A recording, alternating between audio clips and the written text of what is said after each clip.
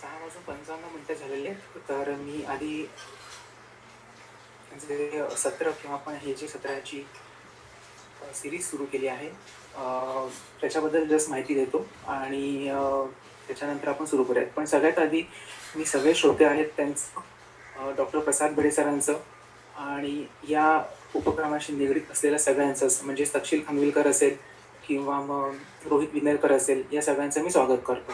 त्याचप्रमाणे जे मुख्य आपले आधारस्तंभ आहे ते म्हणजे सगळे आपले श्रोतेगण, त्यांचंही मी पौरसाट विजनतर्फे आणि स्प्रेडिंग नॉलेज या उपक्रमातर्फे मी स्वागत करतो. आज आपल्याकडे खूप नवीन जण आले, त्यामुळे थोडीशी मी 1 मिनिटं अधिक घेऊन माहिती देईन, म्हणून मी थोडंसं लवकरच बोलायला सुरुवात केली आहे. मुळात पौरसाट विजन ही एक निर्मिती संस्था आहे. गेल्या 25 ते 30 वर्षापासून ही चित्रपट आणि सिरियल्स निर्मितीमध्ये कार्यरत आहे. अनेक आतापर्यंत सिरियल्स त्यांनी प्रोड्यूस केल्या आहेत. त्याचप्रमाणे स्प्रेडिंग नॉलेज हा जो ग्रुप आहे, हा अभ्यास ग्रुप मी साधारणपणे 2012 साली सुरू केला होता. हा आधी फक्त फेसबुक ग्रुप म्हणून कार्यरत होता, परंतु त्यानंतर मध्ये काही दिवस, काही वर्षखंड पडला, परंतु आता हा पूर्णपणे वेगळ्या प्रकारे कार्यरत आहे. या स्प्रेडिंग नॉलेज या ग्रुपतर्फे किंवा या ॲक्टिव्हतर्फे लोकांपर्यंत वेगवेगळ्या क्षेत्रातलं ज्ञान पोचवण्याचं काम केलं जातं. यातून वेगवेगळे वर्कशॉप्स असतील किंवा सर्टिफिकेट कोर्स असतील, हे घेतले जातात. ही एक रजिस्टर अशी संस्था आहे. पण या लॉकडाऊनच्या पिरियडमध्ये जेव्हा लॉकडाऊन सुरू झालं, त्यावेळेला साधारणपणे म्हणजे 2-3 महिन्यापूर्वी आपण या उपक्रमाला सुरुवात केली होती, जे वेबिनार आपण घेत आहोत. ही वेबिनारची सिरीज आपण घेण्यास सुरुवात केली होती एका कारणास्तव, कारण की लॉकडाऊनमध्ये बऱ्याचशा संस्था त्यांनी ऑनलाईन व्याख्यानमाला असू दे किंवा ऑनलाईन सेशन घ्यायला सुरुवात केली होती. पण मी हे कम्प्लिटली कुठलंही मानधन न घेता, आणि लॉकडाऊनमध्ये आधीच लोक बऱ्याच प्रमाणावरती आर्थिक मानसिक प्रॉब्लेम फेस करत आहेत, तर अशा स्वरूपात मानधन घेणं हे मला उचित वाटलं नाही. त्यामुळे मी कुठलंही मानधन न घेता हे सेशन्स आठवड्यातून 2दा मी कंडक्ट साधारणपणे करत आहे. आत्तापर्यंत टोटल 25 अशी सेशन्स, आणि तेही वेगवेगळ्या विषयांवरती. म्हणजे आज आपण संस्कृत आणि कालिदास यांच्यावरती बोलायला किंवा ऐकायला आपण जमलो आहोत.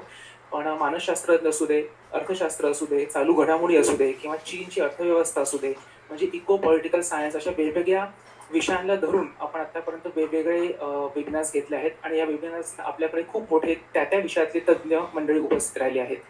तर असंच आजचं सेशन जे आहे, हे आजचं सेशन ते आहे म्हणजे कालिदास कोण होता.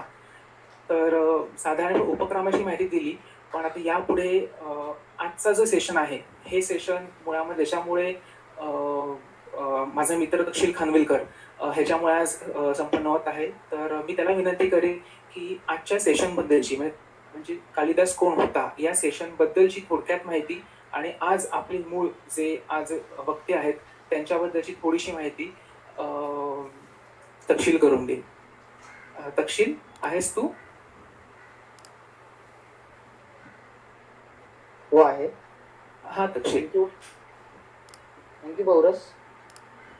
माझा आवाज येतोय सगळ्यांना? हो हो, अगदी व्यवस्थित येतो. मुळात कालिदास असं म्हटलं की आपल्या सगळ्यांना खूप मनात प्रश्न. नमस्कार तक्षशिल, धन्यवाद. पौरस, धन्यवाद. एक सगळ्या यात सहभागी असलेल्या रसिकांना एक माझी थोडीशी विनंती आहे की तुमच्या कोणाचे माईक जर सुरू असतील तर ते माईक बंद करून ठेवा. तुम्ही मोबाईलवरून जर का हे सत्र अटेंड करत असाल, या सत्रात सहभागी होत असाल, तर तुमच्या स्क्रीनवर क्लिक केल्यानंतर खाली तुम्हाला माईकचा आयकॉन दिसेल, तो दाबून तुम्ही माईक बंद करू शकता. आणि दुसरी अशी की आता जसे तुमच्यातल्या बहुतेक जणांनी तुमचे व्हिडिओ सुरू ठेवले, तसेच तुमचे व्हिडिओ सुरू ठेवा. कृपया तुमचे व्हिडिओ बंद करू नका. कारण काय, तुमचे व्हिडिओ सुरू असले की मला तुमचे चेहरे दिसतात आणि मग चांगला फीडबॅक मिळतो एक बोलत असताना. अन्यथा आपण भिंतीशी बोलतोय की काय असं कधी कधी वाटतं. आणि भगवद्गीतेमध्ये जी स्थितप्रज्ञेची लक्षणं सांगितलेली आहे, ती थोडी थोडी स्थितप्रज्ञेची लक्षणं अशी ही ऑनलाईन सेशन्स करत असताना कळायला लागतात. तर तशी तुम्हाला आता नको आहेत कळायला. तुमचे सगळ्यांचे व्हिडिओ जसे सुरू आहेत तसेच व्हिडिओ सुरू ठेवा, म्हणजे मला सुद्धा आनंद मिळेल. धन्यवाद. सर्वप्रथम पौरस आर्ट विजन या संस्थेचं मी अभिनंदन करतो की स्प्रेडिंग नॉलेज या उपक्रमाअंतर्गत ते अशी वेगवेगळ्या विषयावरची व्याख्यान कार्यक्रम आयोजित करत आहेत. आणि आजच्या या सत्रात संस्कृतातील महाकवी कालिदास हा विषय निवडल्याबद्दल मी संस्कृतचा एक विद्यार्थी म्हणून आणि कवितेचा रसिक म्हणून तुमचे आभार सुद्धा मानतो. असं म्हणतात की कुठल्याही कार्यक्रमाची सुरुवात ही मंगलाचरणाने करावी. आजचं आपलं हे जे सत्र आहे ते व्याख्यान या स्वरूपातलं सत्र नाहीये मित्रांनो. व्याख्यान म्हणण्यापेक्षा मी त्याला आख्यान असं म्हणेन. आख्यान म्हणजे गोष्ट सांगणे आणि व्याख्यान म्हणजे विशेष आख्यान. तर आजचं जे सत्र आहे ते सत्र म्हणजे महाकवी कालिदासाचं नाव ज्यांनी ऐकलंय पण अकादमिक स्तरावरती कालिदासाचा अभ्यास ज्यांनी केलेला नाहीये अशा जिज्ञासू रसिकांसाठी म्हणून आयोजित केलेलं गोष्टी रूप संवाद रूप असं सत्र आहे. तेव्हा या आख्यानाची सुरुवात सुद्धा आपण मंगलाचरणाने करूया. महाकवी कालिदासाविषयी बोलायचंय तर महाकवी कालिदासाला शरण जाऊया आणि त्याचेच काही शब्द आहेत ते आपण उदाहरण म्हणून घेऊया. कालिदासाने एक नांदी लिहिलेली आहे ज्यात त्यांनी शिवाचं वर्णन केलंय आणि अष्टरूपातील शिवाची स्तुती त्यांनी केलेली आहे. ती नांदी म्हणून आपण आजच्या या आख्यानाला सुरुवात करूया. या सृष्टी स्रष्टुराद्या वहति विधिभूतम् या वीर्याच ये द्वे कालं विधत्त श्रुति विषय गुणा या स्थिता व्याप्य यामाहु सर्व बीज प्रकृति रीतिया प्राणिन प्राणवंता प्रत्यक्षाभिप्रपन्नस्तनुभिरवतु वस्ताभिरष्टाभिषः प्रत्यक्षाभिप्रपन्नस्तनुभिरवतु वस्ताभिरष्टाभिषः या सृष्टि स्रष्टुराद्या या सृष्टि स्रष्टुराद्या या सृष्टि स्रष्टुराद्या.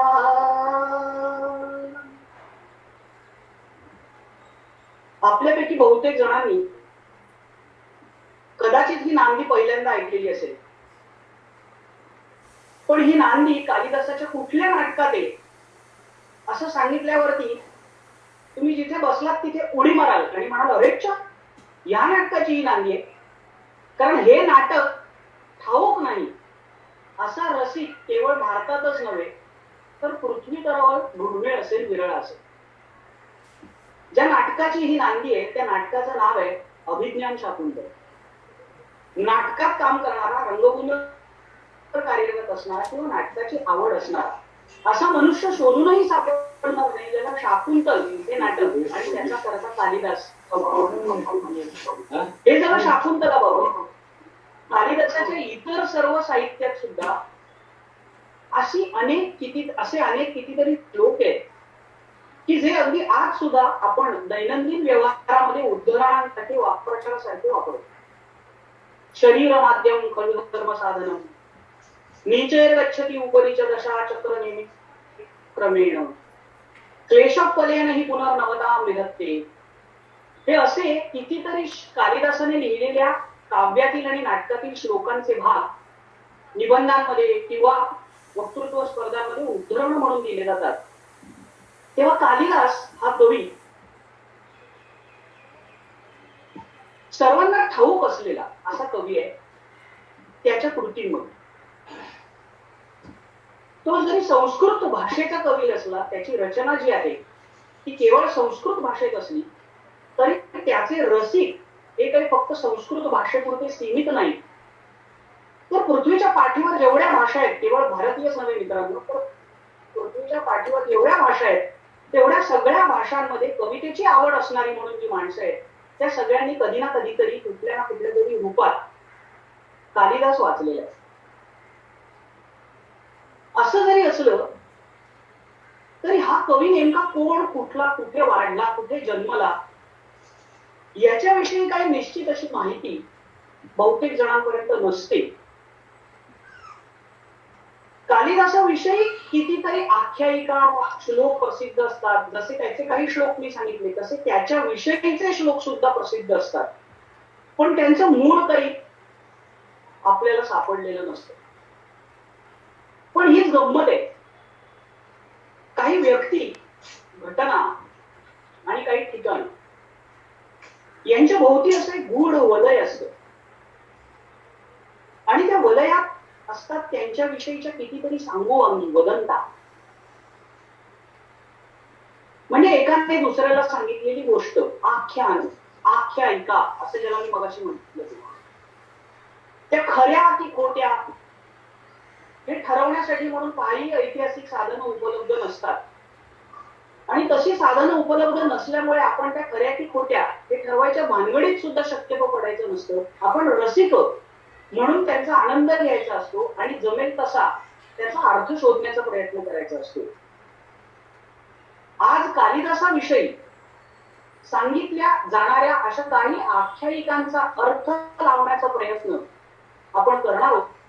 त्यांच्यामधलं एक समान सूत्र शोधण्याचा प्रयत्न करणार आहोत आणि त्याद्वारे आपल्या या चर्चेचा जो विषय जे शीर्षक आहे, कोण होता कालिदास, त्याचं काही एक उत्तर आपल्याला सापडतं.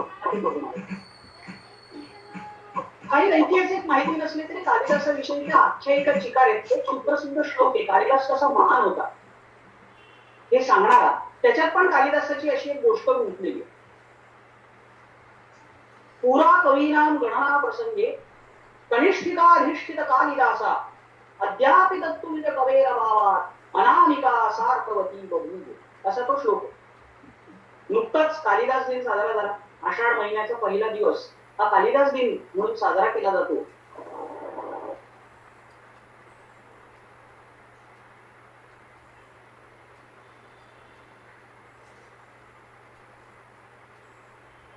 काही जणांनी काही ठिकाणी त्याचा कालिदास जयंती असा सुद्धा उल्लेख केला.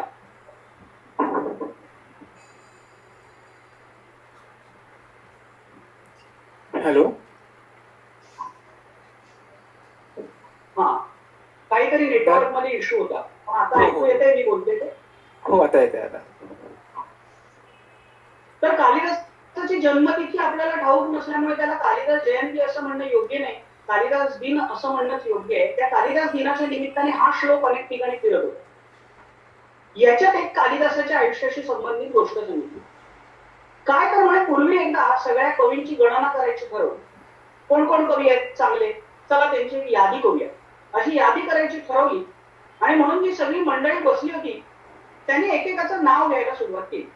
तर आपण आता कसं यादी जेव्हा करायला सुरुवात करतो तेव्हा कागदावरती नावं लिहिण्याच्या आधी आपण अशी ती हाताच्या बोटांवर मोजतो, 1 2 3 4 अशी.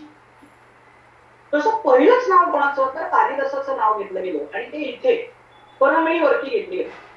पुरा म्हणजे पूर्वी एकदा कवीनाम गणना प्रसंगे कवीची गणना करत असताना कनिष्ठिका अधिष्ठित कालिदासा, ही कनिष्ठिका कशी झाली तर अधिष्ठित कालिदासा झाली. तिच्यावर कालिदासाचं नाव घेतलं गेलं आणि कालिदासाचं नाव घेतल्यावरती त्याच्या बरोबरीने ज्याचं नाव घ्यावं असं दुसरा कवी कोण असा प्रश्न तिथे जमलेल्या सगळ्या रसिकांना पडला आणि त्यामुळे कालिदासाच्या बरोबरीने त्याच्या मागोमाग दुसरं कोणाचं नावच घेतलं गेलं नाही.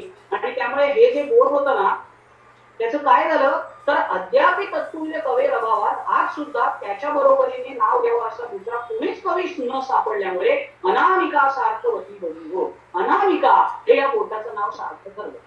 संस्कृत भाषेत परमळीला कनिष्ठिका असं म्हणतात आणि हे जे बोट आहे त्याला अनामिका असं म्हणतात. तर त्याला अनामिका का म्हणतात म्हणे तर तो जो काय प्रसंग घडला त्याच्यात कवींची यादी केली जात होती, त्याच्यात कालिदासाच्या बरोबरीने नाव घ्यावं असं कोणाचंच नाव न सुचल्यामुळे ते बोट जे आहे त्याला मुळे कोणाचं नावच दिलं गेलं नाही आणि म्हणून अनामिका हे त्याचं नाव सार्थ ठरलं. काय गंमत आहे नाही, कुठे घडला असेल हा प्रसंग, कोण असतील ती सगळी मंडळी, काय यादी करत असतील आपल्याला काही ठाऊक नाही. पण कालिदास हा एक एकदम अतुलनीय असा कवी होता हे मात्र याच्यातून कळतं. एक छोटीशी गोष्टच झाली म्हणजे या एका श्लोकाच्या निमित्ताने रचली गेली. कालिदासाचं नाव कायम धारानगरीच्या भोज राजाबरोबर जोडलं जातं. राजा भोज आणि कालिदास यांची जोडी संस्कृत साहित्यात म्हणजे अकबर आणि बिरबल यांच्या जोडीसारखी. आणि तो भोज राजाच्या दरबारामध्ये राजकवी होता असं म्हटलं जातं. त्याची एक छान मस्त मजेशीर किस्सा आहे कालिदास कसा महान कवी होता याबाबतचा. एकदा मला भोजराजाला अशी इच्छा झाली की आपण दिवंगत झाल्यावर, आपण गेल्यावर हा कालिदास आपल्यावर काय काव्य रचना करेल ते ऐकूया. साहजिक आहे ना, प्रत्येकाची अशी इच्छा असते की माझ्या मागे लोक माझ्याविषयी काय बोलतील. आणि मागे बरेचदा लोक तोंडावर जे बोलतात त्याच्यापेक्षा वेगळं बोलणारच असतात. त्यामुळे मागे लोक काय बोलतात ती जाणून घेण्याची प्रत्येकाची इच्छा असते. तो तर साक्षात राजा होता, त्यामुळे त्याला माझ्या मागे हा काय म्हणेल, माझा मित्र आणि श्रेष्ठ कवी. पण त्याने कालिदासाला बोलावलं आणि म्हटलं की अरे बाबा माझा मृत्यू झाल्यानंतर तू काय रचशील ते मला सांग. आता कालिदास याच्यावर काय उत्तर देणार. भोजराजा त्याचा मित्र होता, पण मित्र जरी असला तरी तो त्याचा आश्रयदाता राजा होता, पेट्रन किंग होता तो त्याचा. त्याचा मृत्यू झाल्यानंतर काहीतरी रचणे म्हणजे मुळात आपल्या आश्रयदात्याच्या मृत्यूची कल्पना करणे, हे कसं जमावं. म्हणून कालिदास म्हणाला छे बाबा हे काय मला जमणार नाही. भोजराजा म्हणाला असं कसं, तू माझ्या राज्यसभेतला कवी आहेस, माझी आज्ञा आहे समज. कालिदास म्हणाला तसं असेल तर तुझी आज्ञा पाळण्यापेक्षा मी तुझी राज्यसभा सोडणं अधिक पसंत करेन, असं म्हणून तो राज्यसभेतून निघून गेला. कालिदास निघून गेल्यानंतर इकडे काही काळानंतर राजा भोज अस्वस्थ झाला, त्याला काही राहवे ना, काही करून कालिदास शोधून काढायचं असं त्याने ठरवलं. आणि म्हणून त्याने एक नामी शक्कल लढवली. त्याने नगरात अशी कंडी पिकवली सगळीकडे की राजा भोज खरोखरच खरोखरच वारला. तो खरोखरच वारला अशी कंडी सर्वत्र पसरली, लोक हळहळ व्यक्त करू लागले. कालिदास जिथे कुठे होता त्याच्यापर्यंत पण ती बातमी पोहोचली, तोही हळहळला. आणि मग एक दिवस राजा भोज वेश पालटून नगरात लोकांच्या काय प्रतिक्रिया आहे हे ऐकण्यासाठी म्हणून बाहेर पडला, तेव्हा त्याच्या कानावर एक श्लोक पडला. श्लोक काय होता, कोणातरी कवीने राजा भोज आता नाही, राजा भोज आता दिवंगत झाला असं म्हटल्यावरती केलेली ही रचना होती. काय रचना होती. अद्यधारा निराधारा निरालंबा सरस्वती पंडिता खंडिता सर्वे भोजराजे दिवंगते.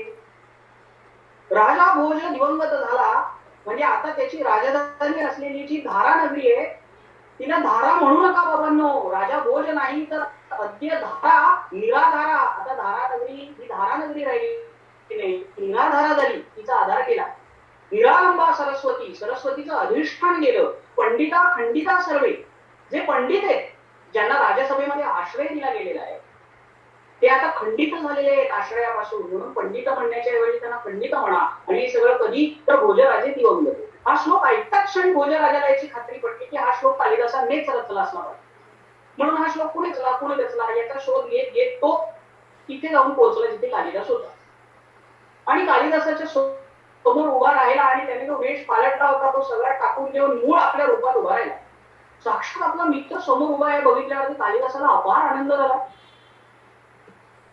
आणि त्याच वेळी तो मनात खजील सुद्धा झाला की माझा मित्र आणि माझा आश्रयदाता राजा जिवंत असताना मी त्याचा मृत्यू झाल्यावर जो श्लोक रचलेला आहे तो याला कळला असेल की काय. आणि भोजराजाने तो श्लोक म्हणून दाखवला आणि म्हणाला बघ शेवटी मी केलंच की नाही, माझं प्रयोजन सिद्ध. हा श्लोक तू रचलायस. आता कालिदास किती खजील झाला असेल विचार करा.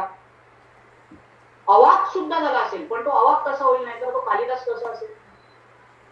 ताबडतोब कालिदासाने तिथल्या तिथे त्या श्लोकाच्या चरणामध्ये परिवर्तन केलं, त्या श्लोकाच्या शब्दांमध्ये काही बदल केला आणि तो श्लोक पुन्हा म्हणून दाखवला. काय म्हणाला. धारा सदाधारा सदालंबा सरस्वती पंडिता मंडिता सर्वे भोजराजे इहावते. राजा भोज इथे आल्यानंतर काय झालं, अरे राजा भोज अजून आहेत म्हणजे ही धारा आता निराधारा नको म्हणायला, तिथं सदाधार आहे. सरस्वती सदालंब आहे, तिचं अधिष्ठान कायम आहे. आणि आता पंडित हे खंडित झालेले नाही बरं का, तर ते उलट मंडित झालेले आहेत, कारण त्यांना राजसभेमध्ये प्रतिष्ठा मिळालेली आहे, त्यांना त्यांची पदं पुन्हा मिळालेली आहे. त्या अर्थाने ते मंडित झालेले आहेत. They are adorned with positions in royal assembly. कधी तर भोजराजा इथे असतात. इतक्या झटकन मूळच्या सुंदर श्लोका इतकाच श्लोक नुसते काही शब्द बदलून कालिदासाने रचलेला बघून भोजराजाने त्याला कडकडून मिठी मारली. असा होता श्रेष्ठ कवी कालिदास असं म्हणून ती गोष्ट समजली. What an amazing story and what an amazing poetic composition असं आपण म्हणतो. पण या सगळ्या कवितेतून बाहेर पडून आपण थोडस मन आपलं शांत ठेवून मन बाजूला ठेवून बुद्धीने विचार केला की आपल्याला आढळतं ते असं की ही जी आख्यायिका आहे कालिदासाविषयीची याच्यात केवळ शब्दांचा खेळ आहे, त्याच्या पलीकडे सत्य काही नाही. ज्या राजा भोजाचं नाव इथे घेतलंय धारानगरीच्या, त्याच्याविषयी जे काही ऐतिहासिक पुरावे आहेत त्यानुसार त्याच्या राजसभेत कालिदास नावाचा कोणीही कवी नव्हता. एक भाग. दुसरा भाग असा की आजवर जे संशोधन झालंय त्याच्यामध्ये कालिदासाचा जो काळ निश्चित केला गेलेला आहे तो काळ आणि राजा भोजाचा काळ यांच्यामध्ये 1-2 नाही मित्रांनो, काही 100 वर्षांचं अंतर. म्हणजे कालिदास कधी होऊन गेला याच्याविषयी 2 मत आहेत. एका मतानुसार तो इसवी सन पूर्व 2ऱ्या शतकात होऊन गेला. दुसऱ्या एका मतानुसार तो इसवी सनाच्या 4थ्या किंवा 5व्या शतकात होऊन गेला गुप्त घराण्यात.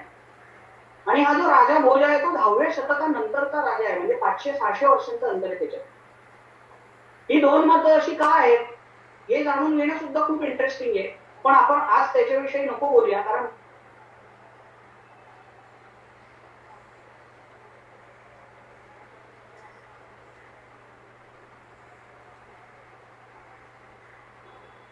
मगाशी म्हटलं तसं आजचं व्याख्यान नाहीये, आजचं आख्यान आहे. मला वाटतं नेटचा परत पुन्हा काहीतरी हो सर परत थोडासा झाला आता हो. तर त्यामुळे हा कालिदास भोजराजाच्या दरबारातच मुळी नव्हता. मग या गोष्टीत उरतं काय हे एकदा सिद्ध झालं की, तर या गोष्टीत उरतो तो फक्त शब्दांचा खेळ. दारा निराधारा सदाधारा पंडिता खंडिता मंडिता. आणि मगाशी जी श्लोकाची आख्यायिका मी तुम्हाला सांगितली, श्लोकात गुंतलेली गोष्ट सांगितली, अनामिका सार्थवती बभूव, याच्यात सुद्धा आपल्याला काय दिसतं तर हा सगळा शब्दांचा खेळ आहे. खेळ कसा आहे तर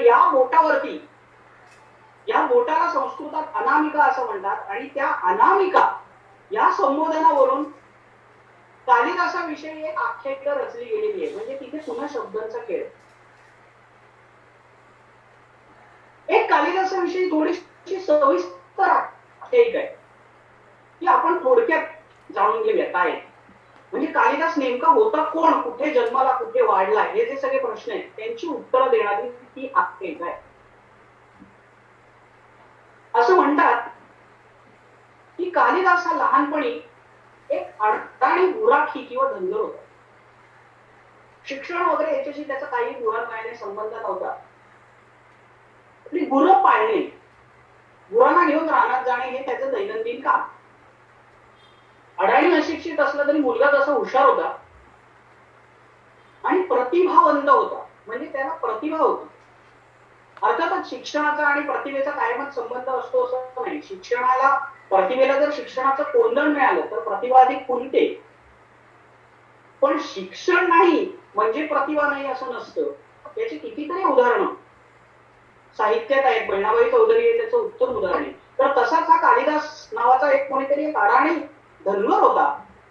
शिकलेला वगैरे काही नव्हता पण प्रतिभा उत्तम होती आणि त्याच्यामुळे तिथल्या तिथे अशा काहीतरी रचना करून लोकांना भुरळ पाडण्यात तो वाकबगार होता. विशेषतः गावातल्या मुली त्याच्यावरती फिदा होत असत, आत्ताच्या भाषेत सांगायचं झालं.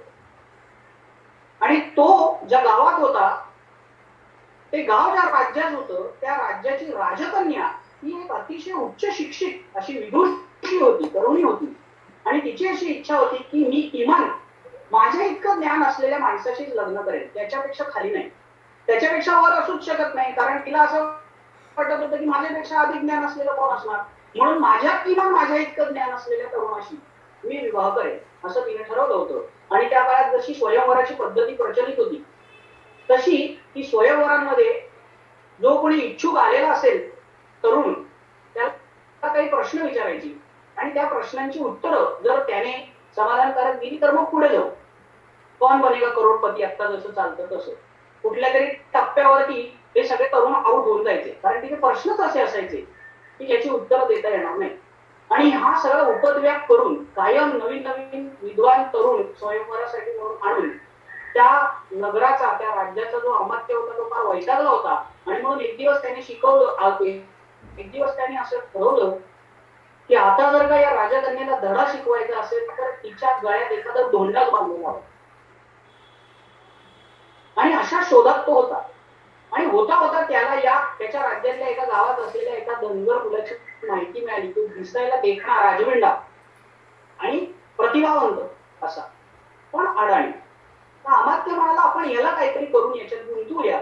आणि म्हणून त्याने त्या कालिदासाला असं सांगितलं की मी एक ज्योतिषी आहे आणि मला असं स्पष्ट दिसतंय की तुझ्या नशिबी राजयोग आहे, तुझं राजकन्याशी विवाह होणार आहे, फक्त त्याच्यासाठी तुला आम्ही काही सांगतोय त्या गोष्टी ऐकायला लागतील. आमच्या सोबत नगरीत यायचं, राजधानीत यायचं आणि आम्ही सांगतो तसं वागायचं. कालिदास काय, अरे वा, आपल्याला असं काहीतरी राजकन्याशी विवाह होणार म्हटल्यावरती हरकून गेला, त्याच्याबरोबर गेला अमात्य बरोबर आणि साक्षात अमात्य सांगतोय. इकडे राजधानीत अमात्याने अशी एक मोठी अफवा पसरवली की कोणीतरी एक मोठे काशीचे विद्वान आलेले आहेत, ते 14 विद्या 64 कलांचे जाणकार आहेत आणि नुसते प्रज्ञावान नाही तर प्रतिभावान सुद्धा आहेत, कवी सुद्धा आहेत आणि ते स्वयंवरासाठी म्हणून आलेले आहेत. होता होता ती बातमी राजकन्यापर्यंत पण पोहोचली होती आणि राजकन्याच्या मनात कुतूहल निर्माण झालं होतं की कोण आहे बाबा, नुसता विद्वान नाहीये तर कवी सुद्धा, म्हणून ती सुद्धा आतुर झाली होती त्याला पाहण्यासाठी. म्हणून प्रपोगंडा करतात ना आजच्या काळात जसा, तसं त्या अमात्याने प्रपोगंडा करवलं होता सगळीकडे असा. आणि स्वयंवराचा दिवस येऊन घेतला. त्या दिवशी स्वयंवरासाठी कालिदास एकटा गेला नाही बरं का. अमात्याने वेगवेगळ्या विद्यांचे शास्त्रांचे जाणकार असलेले असे आणखी काही तरुण त्याच्या सोबत ठेवले होते. ते सगळे राजसभेत गेले आणि अमात्याने राजकन्याला असं सांगितलं की हे सगळे याचे शिष्य आहेत, तुम्ही विचारलेल्या प्रश्नांची उत्तर आधी हे देतील आणि ह्यांना ज्याचं उत्तर देता येणार नाही त्याचं उत्तर त्यांचे गुरुजी आचार्य देतील, कारण त्यांची जरा लेवलवरची. तर जसं राजकन्याने एक एक प्रश्न विचारायला सुरुवात केली, वेगवेगळ्या शास्त्रांचे जाणकार असल्यामुळे ते उत्तर देत राहिले. पण शेवटी ती राजकन्या होती, हुशार होती मुलगी, ती म्हणाली नाही नाही मला आता यांच्याकडूनच थेट उत्तर होईल. तर अमात्य म्हणाला त्यांनी उत्तर दिलं असतं, पण कसं आहे त्यांचं आता मौन व्रत आहे. मौन व्रत असताना ते मौनाचा भंग करणार नाही, ते कडक शिस्तीचे आचार्य आहेत होते. राजकन्या पण तशीच तयारीची होती. ती म्हणाली अच्छा त्यांचं मौन व्रत असेल तर मी मौनात प्रश्न विचारते, खाणाखुणांनी त्यांनी मौनात उत्तर दे. आता आली का पंचायत, पण आता पर्याय काय. राजकन्याने प्रश्न विचारला, असं एक बोट दाखवलं आणि विचारलं काय. हे जे गुरुजी होते तिथे त्यांनी झटकन दोन बोट दाखवली. काय कुणाच ठाऊक, पण राजकन्याला जरा मनात आनंद झाल्यासारखं वाटलं, समाधान झाल्यासारखं वाटलं तिचं, म्हणून तिने पुढचा प्रश्न विचारला आणि हाताची 5 बोटं दाखवली. इकडे जे कालिदास नावाचे तरुण विद्वान प्रतिभावंत वगैरे वगैरे होते त्यांनी क्षणभराचा विचार केला आणि तशीच हाताची 5 बोटं अशी जी दाखवलेली होती ती अशी वळली आणि मुठ करून दाखवली.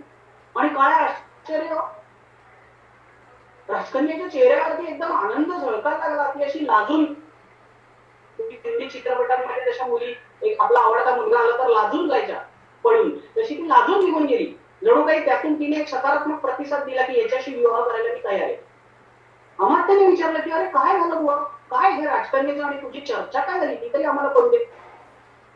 कालिदास म्हणाला ओ हिने चोरून येऊन चोरट्या नजरेने मला आधीच बघितलं होतं आणि आमची आधीच नजरभेट झालेली होती. काय झालं ते सगळं सविस्तर सांगतो तुम्हाला. ते राजकन्याच्या मैत्रिणीने विचारलं की अगं काय झालं बाई, नेमका काय प्रकार आहे इथे, काय तुमची चर्चा काय झाली.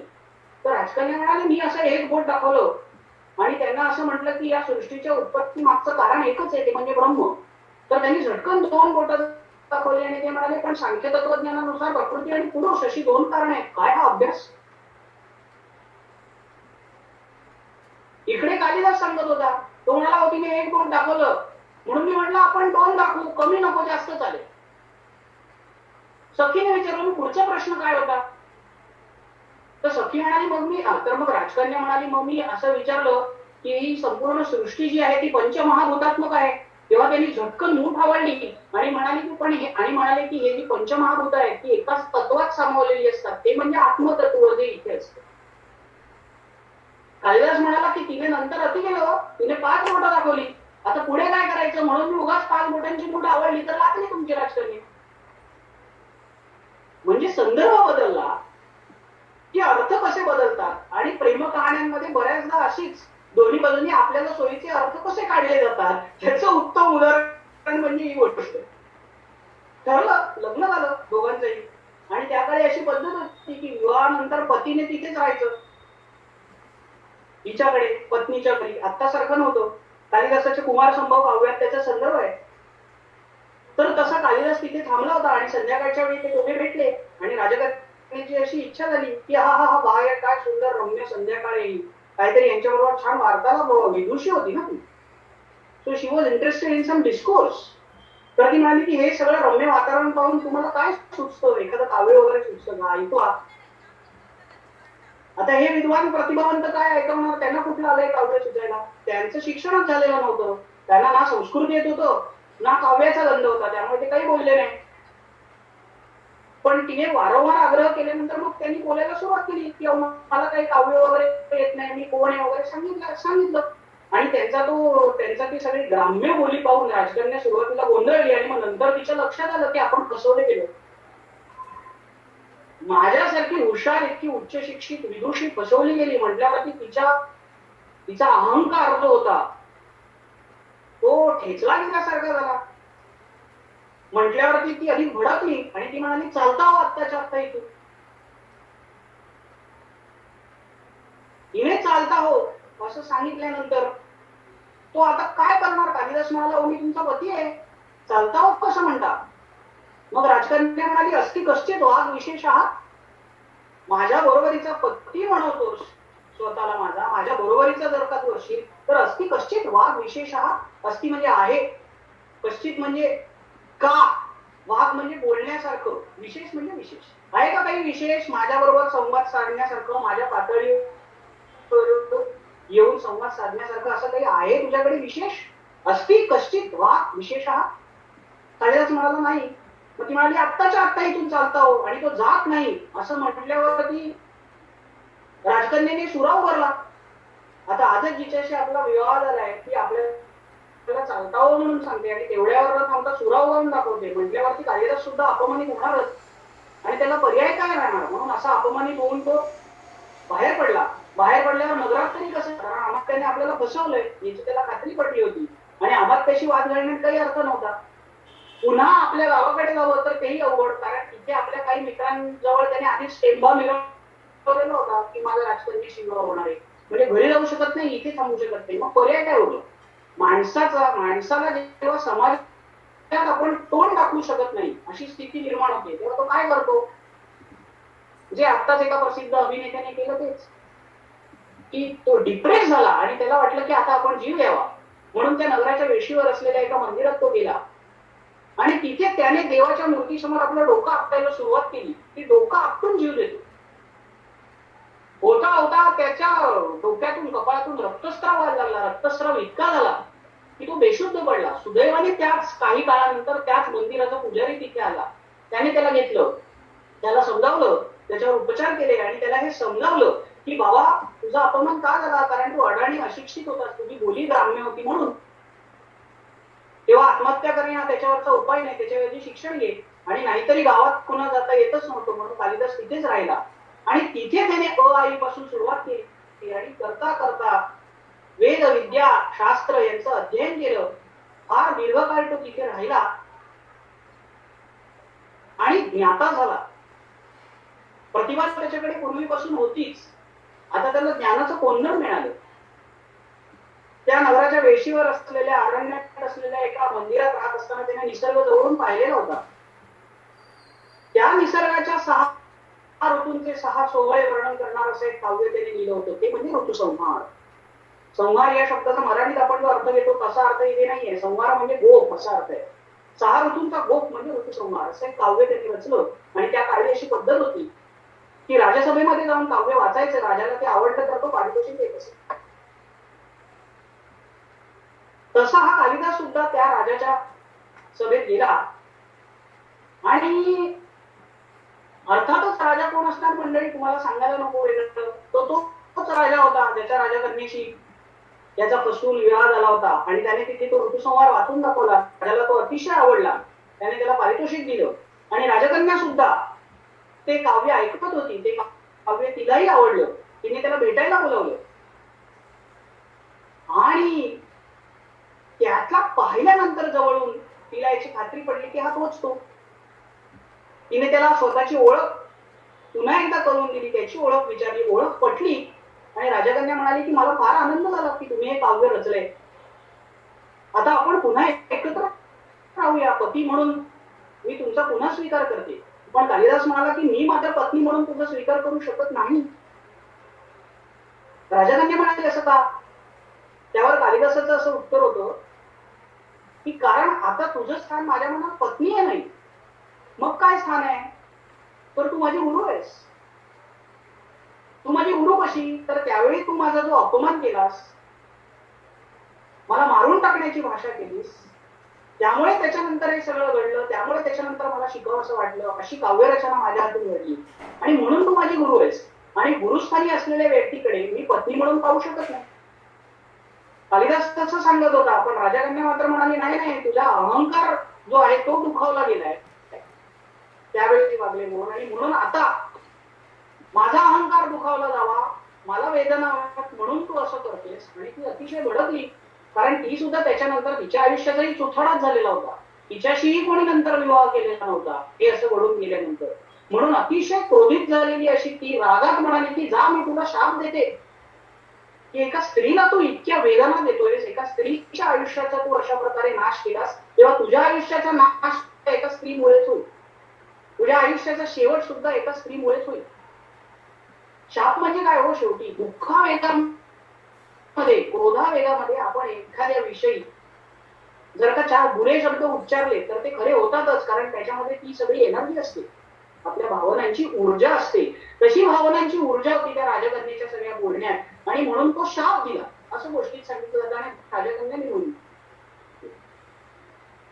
कालिदासाने याच्यावर काय प्रतिक्रिया दिली? तो म्हणाला, आपण माझे गुरु, आपण दिलेला शाप पर हा माझ्यासाठी आशीर्वाद समान, त्यामुळे मी त्याचा स्वीकार करतो. आणि मागे तुम्ही मला जो प्रश्न विचारला होता, अस्ति कश्चित वाग विशेष, तो प्रश्न ही माझ्या जीवनाची पुढची वाट आहे असं मानून मी यातल्या एक एक शब्दावर एक एक काव्य रचेल, आणि ती मी तुम्हाला दिलेली खरी समर्पित केलेली खरी गुरुदक्षिणा असेल असं म्हणून पुढच्या आयुष्यात कालिदासाने अस्ति कश्चित वाग विशेष यातल्या एक एक शब्दावर एक एक काव्य रचलं. अस्ति या शब्दावरून सुरू होणारा कुमार संभव नावाचं महाकाव्य त्यांनी रचलं. अस्ति उत्तरस्यां दिशि देवतात्मा हिमालयो नाम नगाधिराजा पूर्वापल्तोयमि दिव्यराय स्थित पृथिव्या इव मानदंडः. अस्ति या शब्दाने या श्लोकाची सुरुवात होते. कश्चित या शब्दाने ज्यातला पहिला श्लोक रचला गेलेला आहे ते म्हणजे प्रसिद्ध मेघदूत.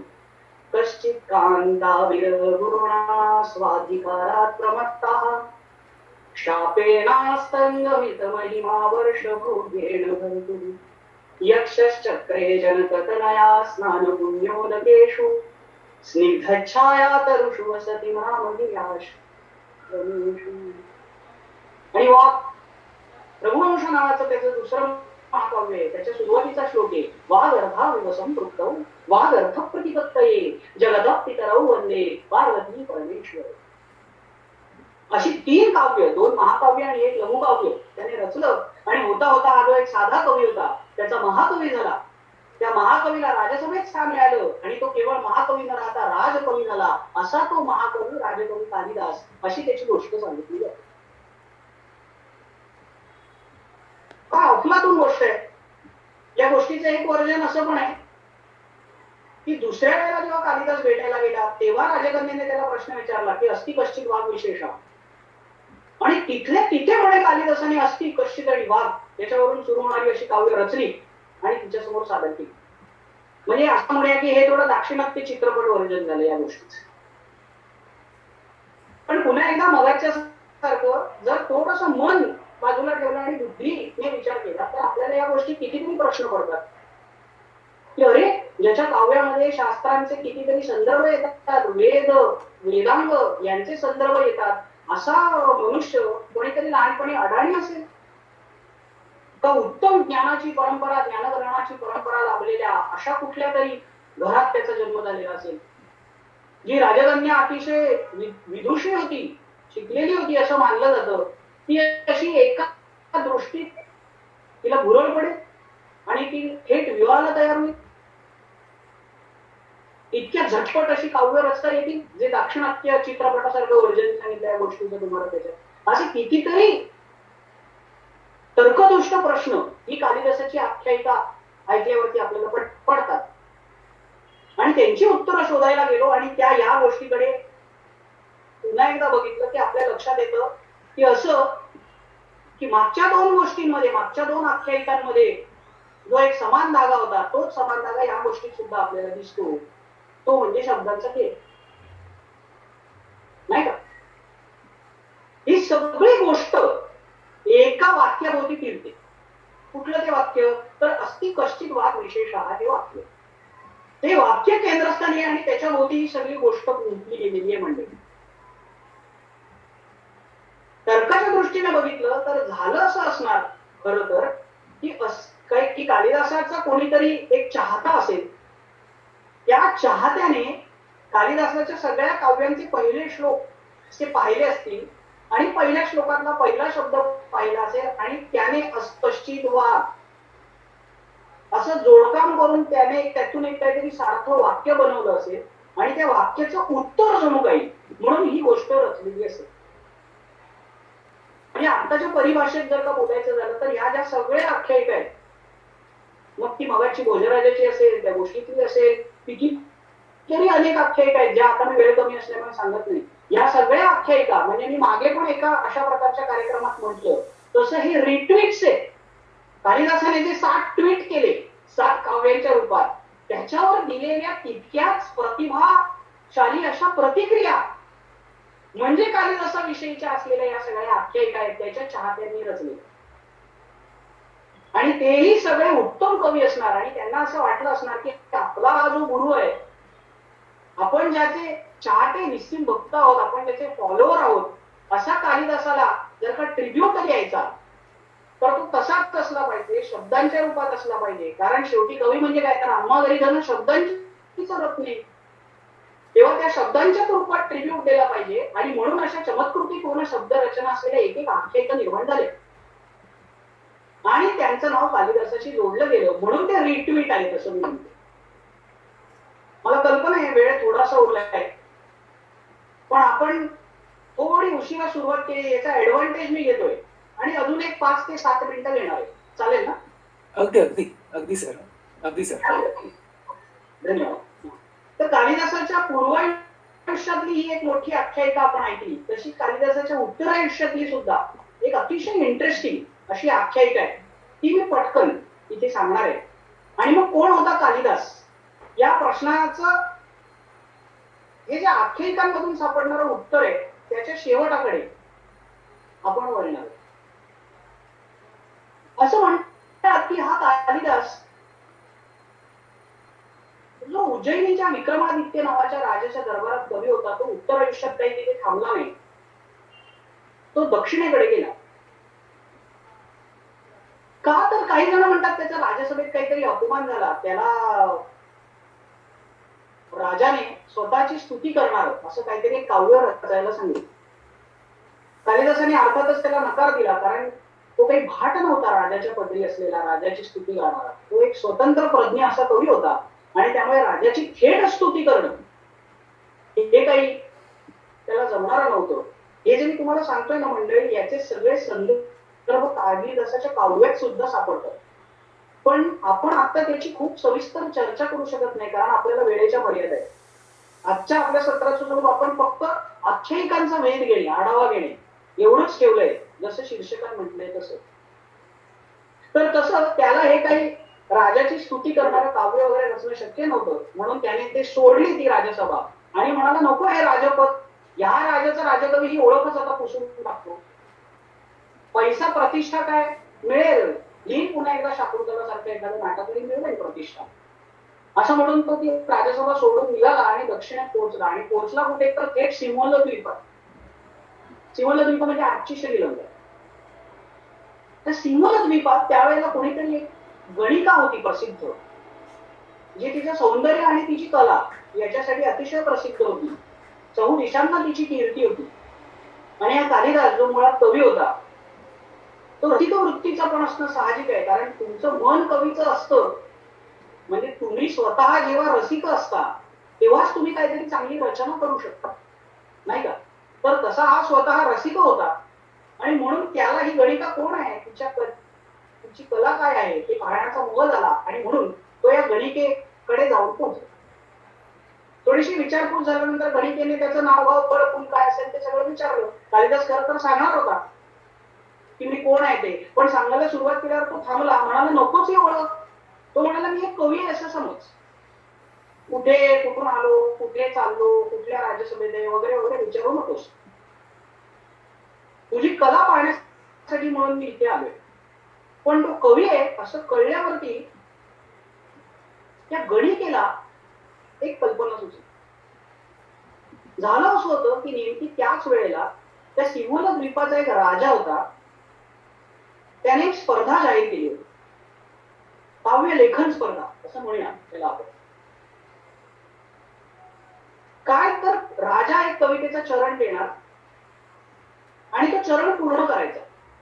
ज्याची रचना राजाला आवडेल त्याला पारितोषिक. असा तो कवितेचा रियालिटी शो होता आजच्या काळात. आज कसे नृत्याचे गाण्याचे रियालिटी शो असतात ना, तिथले तिथे दाखवा. तसा तो त्या काळातला कवितेचा रियालिटी शो होता. आणि त्या काळी असे चिकार रियालिटी शो व्हायचे कारण राजांच्या दरबारामध्ये खरोखरच साहित्य, संगीत, कला यांना चांगलं अधिष्ठान होतं आणि जाणते राजे होते, नावापुरते राजे नव्हते. तर तसा कुमारदास नावाचा सिंहल द्वीपातला कोणीतरी एक राजा होता जो स्वतः रसिक होता, काव्य रसिक. आणि म्हणून त्याने एक चरण दिला होता समस्या पूर्तीसाठी आणि चरण पूर्ण करायचा होता. तर गणिका म्हणाली NIS कवी आलाय आपल्या घरी एक, तर त्याच्याकडून काहीतरी रचना करून घेऊया. तर ती म्हणाली की एक चरण दिलाय राजाने, तुम्ही कवी आहात, मला काही जमायचं नाही, तुम्ही काहीतरी रचा, समजा आपल्याला पारितोषिक मिळालं तर अर्ध अर्ध वाटून घेऊ. तिथे ते अर्ध अर्ध वाटून घेऊया शब्द ऐकल्यावरती कालिदास हसला. म्हणाले ही काय गप्पा म्हणते, अर्ध कसला मला देते, अरे मी कोण आहे तिला माहिती तरी आहे का. कालिदास म्हणाले ते अर्ध वगैरे नको, ते तुलाच ठेव सगळं पारितोषिक, काय चरण आहे तो सांग आम्हाला, पण असा नुसता नको, एक मध्याचा चषक वर आणि एक मोह कशी नेत्रपल्लवी करून पहा आमच्याकडे. अगं तुझं सौंदर्य आणि तुझी कला याच्याविषयी जाणून आम्ही इथे आलोय. तर तशा पद्धतीने तो चरण आम्हाला येतो. गणिकेने त्यावेळेस मध्याचा चषक भरला, मध्याचा चषक त्याच्या हातात दिला आणि तिरछी नजर से उसे देखते हुए, म्हणजे एक अत्यंत मादक असा कटाक्ष टाकत चरण तिने म्हटला. चरण असा होता की कमले कमलोत्पत्ती श्रूयते न तू दृश्यते. एका कमळात दुसरं कमळ उमलतं असं ऐकलंय, श्रूयते न तू दृश्यते, पण कधी पाहिलेलं नाही. करा पुढचा चरण लिहा. काय लिहिणार हो पुढचा चरण? कमले कमलोत्पत्ती श्रूयते न तू दृश्यते, याच्यात पुढे काय सुचणार आपल्यासारख्या पामरांना? पण सांगितलं कोणाला होतं? कालिदासाला. आणि सांगितलं कसं होतं तर असा एक तिरपा कटाक्ष, ठाऊक असेल आपल्या सगळ्यांना ते मराठी गाणं, तर तसा तिरपा कटाक्ष टाकत गणिकेने ते सांगितलं होतं. कालिदासाने क्षणाचाही विलंब न दवडता पुढच्यावरच काय म्हणाला, कमले कमलोत्पत्ती श्रूयते न तू दृश्यते बाले तव मुखाम भोजे कथम इंदीवर द्वयम. बाले तव मुखाम भोजे कथम इंदीवर द्वयम, म्हणजे आता हे सुंदर तरुणी तुझ्या या मुखरूपी अंभोजावरती म्हणजे कमळावरती ही दोन नेत्ररूपी इंदीवर म्हणजे नेत्ररूपी कमळ फुलली ती दिसतायत की, मग कशाला म्हणते श्रूयते न तू दृश्यते. हा काय कल्पना आहे. कमळ ऐकलंय पण पाहिलेलं नाही. हे काय समोर पाहतोय ना मी, तुझ्या या नेत्र, तुझ्या या मुखरूपी कमळावरती ही दोन नयनरूपी कमळ उमटली की. आपल्या व्यक्ती सुचलं नसतं, कालिदासाला ते सुचलं. मुळातच कालिदास म्हणजे उपमा कालिदास असं म्हटलं जातं. आणि आपल्या भारतीय साहित्यामध्ये कमळ हे उपमेय म्हणून वारंवार घेतलं जातं. चरण कमल असतं, मुख कमल असतंच, नयनारविंद असतं. तर तसं बरोबर अत्यंत सुप्रसिद्ध असं कमळाचं उपमेय त्याने निवडलं. आणि एकाच वेळी मुख आणि नयन अशा दोन्हींना जी कमळाची उपमा दिली जाते ती नेमकी घेऊन बाले तव मुखांबोले प्रथम हिंदीवर द्वयम असा हा श्लोक पूर्ण केला. इकडे मद्याचे प्याले एकावर एक रिझवले जात होते. कालिदासाची धुंदी वाढत होती आणि ते धुंदीत खूप बेशुद्ध झाला. दुसऱ्या दिवशी सकाळी गणिका उठली, थेट राज्यसभेत गेली, तिने हा सगळा श्लोक ऐकवला. राजा बेहद खुश झाला कुमारदास. तो म्हणाला हा काय कल्पना आहे असं म्हणून त्याने तिचं पारितोषिक घेऊन गेला. ती निघाली खरी, पण त्या कुमारदासाचा जो अमात्य होता त्याने थांबवलं तिला, आणि त्याला असं म्हणाला की मला काहीतरी गोळ वाटतोय याच्यामध्ये. हा म्हणाला कसला गोळ? तर म्हणाला की पुन्हा एकदा नीट बघा, बाले अशी सुरुवात आहे त्याची, म्हणजे अगं मुली अशी त्याची सुरुवात आहे. म्हणजे जणू काही एखाद्या पुरुषाने एखाद्या मुलीला हात मारावी अशी त्याची सुरुवात आहे असं वाटतंय. आणि पुढे तव मुख अंबोजे कथम इंदी वरद्वयम, हा जो दृष्टिकोन आहे स्त्रीच्या मुखाकडे बघण्याचा, हा पुरुषी दृष्टिकोन आहे. ही एका पुरुषाची नजर आहे स्त्रीच्या चेहऱ्याकडे बघण्याची. तेव्हा हा श्लोक जो आहे, ही जी ओळ आहे, ही एखाद्या पुरुषाने रचलेली असण्याची शक्यता जास्त आहे. तेव्हा जरा आपण याची चौकशी करू. मग कुमारदासांनी त्यांच्या पद्धतीने चौकशी केल्यानंतर थोड्याच वेळात तिने सत्य काय ते सांगितलं. ती म्हणाली बरोबर आहे, मी काही रचलेला नाहीये हा दुसरा चरण.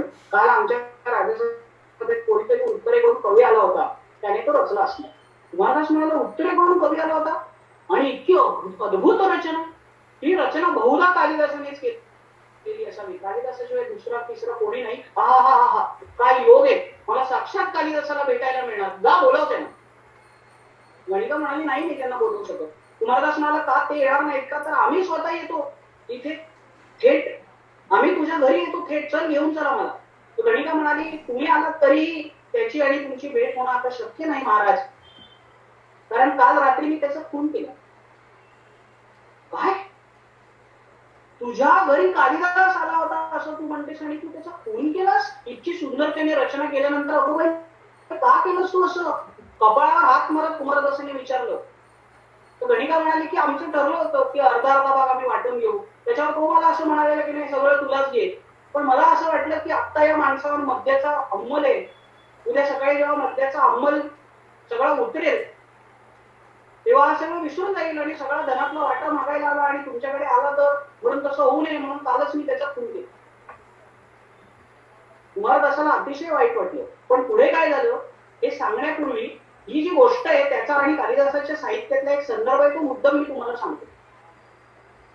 का तर उद्या म्हणे मद्याचा अंमल उतरेल आणि हा सगळं आजचं झालेलं विसरेल म्हणून मी त्याचा खून केला असं गणिका म्हणते. थेट असाच्या असा आशयाचा एक श्लोक अभिज्ञान शाकुंतल नाटकामध्ये आहे. की दुर्वास ऋषी शकुंतलेला, दुर्वास ऋषी आलेत आश्रमात आणि शकुंतला दुष्यंताच्या चिंतनात मग्न आहे आणि तिला तिचं लक्ष नाहीये म्हणून दुर्वास ऋषी भडकतात आणि तिला शाप देतात. काय शाप देतात? तर विचिंतयन्ति अनन्य मानसाम तपोधनम मेत्सी नमाम उपस्थितम स्मरिष्यति त्वाम न सर्वोदितोऽपि सन् कथां प्रमत्तः परमं कृतां यो. म्हणजे काय? तर मद्याचा अंमल असलेला माणूस दुसऱ्या दिवशी सकाळी उठल्यावरती जसं काल आपण काय केलं हे विसरून जातो, तसंच दुष्यंताच्या सुद्धा काहीही लक्षात राहणार नाही. मला जरा हे चमत्कारिक वाटलं. हा जो संदर्भ जेव्हा मला पटकन लक्षात आला तेव्हा मला उगाच असं वाटलं की हा कालिदासाच्या साहित्यातला संदर्भ आणि ही गोष्ट याचा काही संदर्भ तर नसेल ना. आणि अशाच पद्धतीने कालिदासाच्या वेगवेगळ्या साहित्यातले संदर्भ त्याच्याशी संबंधित अशा वेगवेगळ्या आख्यायिकांशी जुळवता येतात, पण ते आपण आज नको मिळूया. तर कुमारदासाला अतिशय वाईट वाटलं. तो तिथे गेला तिच्या घरी आणि तोपर्यंत गणिकेचे जे कोणी सेवक होते त्यांनी त्या कालिदासाचे अंत्यसंस्कार सुद्धा उठून टाकलेले.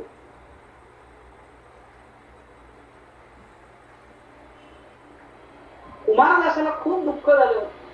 तेव्हा त्याच्या अमात्याने असं सांगितलं की कालिदास जरी गेला असला तरी तो त्याच्या काव्यांच्या कीर्तीच्या रूपाने इथे राहणार आहे. तेव्हा आपण जिथे त्याचे अंत्यसंस्कार झाले तिथे त्याचं एक स्मारक उभारलं. आणि असं म्हणतात की आजही आपण जर श्रीलंकेत गेलो तर तिथे किरिंदी नावाची एक नदी आहे आणि त्या नदीच्या किनाऱ्यावरती माटरा नावाचा एक प्रांत आहे.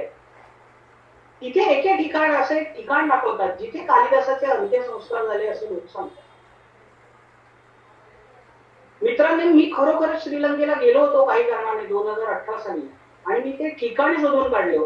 आणि ते ठिकाण शोधत असताना केवळ ते ठिकाणच नव्हे तर त्या ठिकाणाच्या बरोबरीने श्रीलंकेत प्रचलित असलेल्या या आख्यायिकेचा पुढचा भाग मला कळला. पण तो खूप सविस्तर आहे, नीट सांगावा लागणार आहे, त्यामुळे तो आजच्या सत्रात काही सांगता येणार नाही. शक्य झालं तर आपण त्याच्यासाठी एक वेगळं सत्र घेऊ. म्हणजे ह्या सत्रातून आणखी अनेक वेगवेगळी सत्र आहेत की त्याचं सगळं पुरातत्वीय संशोधन, श्रीलंकेतले आख्यायिका असे वेगवेगळे विषय बोलता येतील. पण आज जो काही मर्यादित वेळ होता त्या मर्यादित वेळामध्ये कालिदासाविषयी असलेल्या ज्या भारतातल्या आख्यायिका आहेत त्यातल्या काही आख्यायिका मी सांगितल्या आणि शेवट करत असताना पुन्हा एकदा मंडळी आपण जर आपल्या मूळ विषयाकडे घेऊन जातो की आपण समान सूत्र एक शोधून काढणार होतो त्याच्या या आख्यायिकांमधलं जे समान सूत्र आपल्याला पुन्हा एकदा या गोष्टीत सुद्धा दिसतं. तो खरोखर श्रीलंकेत गेला होता का, तिथे अशी काही घटना घडली नाही का, याचे काही पुरातत्वीय पुरावे दुर्दैवाने उपलब्ध नाही. मग ते सगळं बाजूला ठेवलं तर या गोष्टीत आपल्याला काय दिसतं तर पुन्हा एकदा शब्दांचा खेळ नाही का. कोणीतरी रचलेलं ती पहिली ओळ कमले कमलोत्पत्ती श्रूयते न तु दृश्यते आणि त्याच्यावर रचलेली दुसरी कमळांची उपमान कमळांची उपमा असलेली अशी दुसरी ओळ उपमानं असलेली अशी दुसरी ओळ. पुन्हा एकदा जे मत मी सुरुवातीला मांडलं होतं तेच मांडतो शेवटी की ही आख्यायिका म्हणजे सुद्धा कुठल्या तरी निश्चित कालिदास भक्ताने केलेलं रिट्वीट आहे. काव्यावर उत्तम प्रभुत्व असल्या कुणाला तरी हे मुख कमल मुखांबोज आणि ही नेत्र कमळ ही उपमा सुचलेली असणार आणि त्यानेच आधीची ओळ रचलेली असणार. म्हणजे एक्झॅक्टली रिव्हर्स इंजिनिअरिंग म्हणजे उलट काहीतरी झालेलं असणार आणि कालिदासाला ही शब्दपुरांची माळा त्याने अर्पण केलेली असणार. नाहीतरी साहजिकच आहे की काव्याची एक व्याख्या संस्कृत साहित्यात केली जाते ती अशी पण आहे की शब्दांची चमत्कृती ज्यात साधली जाते ते म्हणजे काव्य. तेव्हा अशी चमत्कृती साधलं गेलेला उपहार जर का आपल्या गुरुला एखाद्या कवीला अर्थ करावासा वाटला तर त्यात आश्चर्य वाटण्यासारखं असं काहीच नाही मंडळी. तर अशा या सगळ्या आख्यायिका ज्या आहेत त्या म्हणजे साक्षात भक्तांनी चाहत्यांनी कवी कालिदासाप्रती वाहिलेले सगळे उपहार आहेत. शेवट करताना एवढंच म्हणेन की आपण जे सुरुवातीच्या श्लोकात म्हटलं की अद्यापि तत्तुल्य कवेर अभावात अनामिका सार्थवती बभूव त्यातला अद्यापि म्हणजे आज सुद्धा हा संदर्भ आजही तंतोतंत जुळतो. आज सुद्धा काही बाबतीत कालिदासाच्या बरोबरीने ज्याचं नाव घेता येईल असा कोणी कवी नाही. साधं उदाहरण बघा की ज्या सगळ्या पार्श्वभूमीवर आजचं आपलं हे आख्यान ठरलं कालिदास दिन तो कालिदास दिन जो साजरा केला जातो तो आषाढ महिन्याच्या पहिल्या दिवशी साजरा केला जातो की ती कालिदासाची जन्मतिथी नाही असं आपण सुरुवातीला म्हटलं. मग तरीही कालिदास दिन आज का साजरा केला जातो हे शेवटी सांगतो. तर मेघदूत या काव्यामध्ये तो जो यक्ष आहे त्या यक्षाला आषाढस्य प्रथम दिवसे मेघमाश्लिष्ट सानम वप्रक्रिया परिणत गज प्रेक्षणीय दर्श म्हणजे एक ढग दिसला आकाशात काळा कभिन्न उत्तरेकडे जाणारा म्हणजे त्याच्या प्रियेकडे त्याच्या पत्नीकडे जाणारा आणि त्याच्या मनात अशी कल्पना आली की हा ढग माझ्यासाठी दूत होईल का, हा ढग माझा प्रेमसंदेश घेऊन जाईल का. कालिदासाने एका निर्जीव अशा ढगाला दोन प्रेमीजनांना जोडणारा दुवा बनवलं ही कल्पनाच अद्भुत होती. आणि ती कल्पना अशी काही अद्भुत होती की त्याच्यातून घडली की एक अतिशय सुंदर अशी विराणी ती म्हणजे कालिदास ते म्हणजे मेघदूत. ते मेघदूत लोकप्रिय झालंच आणि त्या मेघदूतातला हा श्लोक आषाढस्य प्रथम दिवसे विशेष लोकप्रिय झाला आणि त्या लोकप्रियतेतूनच लोकांनी रसिकांनी आषाढाचा पहिला दिवस म्हणजे कालिदासाचा स्मृती दिन कालिदासाचं स्मरण करण्याचा दिन म्हणून साजरा करायला सुरुवात केली. विश्वात जितक्या भाषांमध्ये जे साहित्य निर्माण झालं त्याचे जे कोणी निर्माते असतील जे कोणी कवी असतील त्या सगळ्या कवींमध्ये काव्यातील एका संदर्भावरून ज्याची आठवण केली जाते असा कालिदास हा एकमेव कवी असेल आणि म्हणूनच अद्यापि तत्तुल्य कवेर अभावात अनामिका सार्थवती बभूव अनामिका सार्थवती बभूव. धन्यवाद. सुंदर सुंदर. आपण प्रश्न उत्तर काही प्रश्न आहेत काही जणांचे ते घेऊयात का? हो चालेल. व्हॉट्सअपवरती काही प्रश्न आले होते ते आधी वाचून दाखवतो तोपर्यंत बाकीचे देखील ज्या चॅटबॉक्स आहे त्याच्यावर तुम्ही प्रश्न विचारू शकतात किंवा चॅटवर देखील मला पर्सनली मेसेज टाकले तरी वाचून दाखवण्यात येऊ शकतो. पहिला प्रश्न म्हणजे दोन प्रश्न असे होते. पहिला प्रश्न असा होता की कालिदास यांचा कालखंड एक्झॅक्टली कुठला, कारण की रिसेंट काही डॉक्युमेंटच्या आधारे असं दिसतं की इसवी सन पूर्वचा होता. काही म्हणतात 7व्या-8व्या शतकातला, काही म्हणतात 4थ्या-5व्या शतकातला. मगाशी तुम्ही तसा उल्लेख केला, सांगितलं देखील, पण एक्झॅक्ट असं कळू शकतो का? काही डॉक्युमेंट्स असे काही अवेलेबल आहेत का? कालिदासाचा काळ कुठला याच्याविषयी विविध मत आहे. त्याच्यातली जी 2 मत आहे, जी प्रबळ मतं मानली जातात, त्याच्यापैकी एक मत म्हणजे तो गुप्त साम्राज्य, जे भारतातलं अतिशय म्हणजे ज्यांचा काळ हा भारतातला अतिशय समृद्ध काळ मानला जातो, त्या गुप्त साम्राज्याच्या कालावधीत होऊन गेला.